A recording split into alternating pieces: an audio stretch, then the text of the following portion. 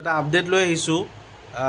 কালি ৰাতিপুৱা এখন T20 match আছে, অষ্ট্ৰেলিয়া ভাৰ্চেছ ৱেষ্ট ইণ্ডিজ। তো অষ্ট্ৰেলিয়া অলৰেডি ৱেষ্ট ইণ্ডিজত আছেই, 3খন টেষ্টৰ ছিৰিজ খেলিছিল WTCৰ চাইকেলত। তো গোটেইকেইখন অষ্ট্ৰেলিয়াই জিকিছে। তো ৱেষ্ট ইণ্ডিজৰ টেষ্টতটো ফৰ্ম বহুতে মানে একদম বেয়া। তো এতিয়া চাবলগীয়া হ'ব যে T20ত কেনেদৰে মানে কপ আপ কৰিব পাৰে অষ্ট্ৰেলিয়াৰ লগত। অষ্ট্ৰেলিয়ান স্কোৱাডটো অল ফৰ্মেটতে ষ্ট্ৰং বুলি ক'ব লাগিব, আৰু তেওঁলোকৰ মানে বহুত টেলেণ্ট আছে, টেলেণ্ট পুলটো ভাল আৰু ৰিচৰ্চেছ বহুত আছে।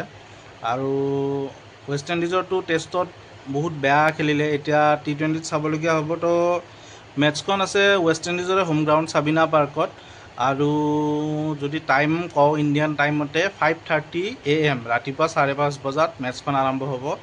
আৰু যদি মই অলপ লাইন আপ কৈ দিওঁ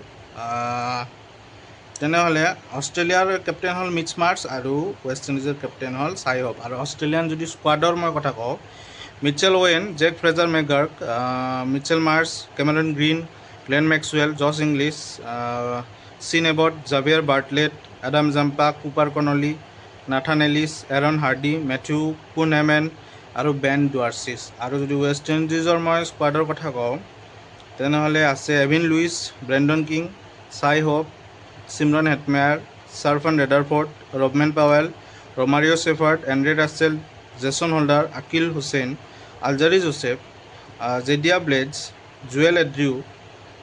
জুৱেল এণ্ড্ৰিউ, ৰষ্টন চেছ আৰু গুডাকেছ মৰ্টি। তো এইটোৱে মানে টোটেল স্কোৱাড। তো মেটচখন 5:30 বজাত আছে ৰাতিপুৱা। আৰু এইখন মেটচো আপুনি যদি মই টিভি চেনেলৰ কথা কওঁ, কোনো ধৰণৰ টিভি চেনেলত যিহেতু টেলিকাষ্ট নকৰে, কাৰণ ৱেষ্ট ইণ্ডিজত আছে মেটচ, তাৰমানে ফেনকট এপ্লিকেশ্যনটোত আপোনালোকে চাব পাৰিব এইখন মেটচ। আৰু যদি মই প্ৰেডিকশ্যনৰ কথা কওঁ তেনেহ'লে মোৰ প্ৰেডিকশ্যন মতে কালি ৱেষ্ট ইণ্ডিজ জিকিব লাগে। তো আপোনালোকে কমেণ্টত কওক কোন জিকিব আপোনালোকৰ প্ৰেডিকশ্যন মতে। Thank U.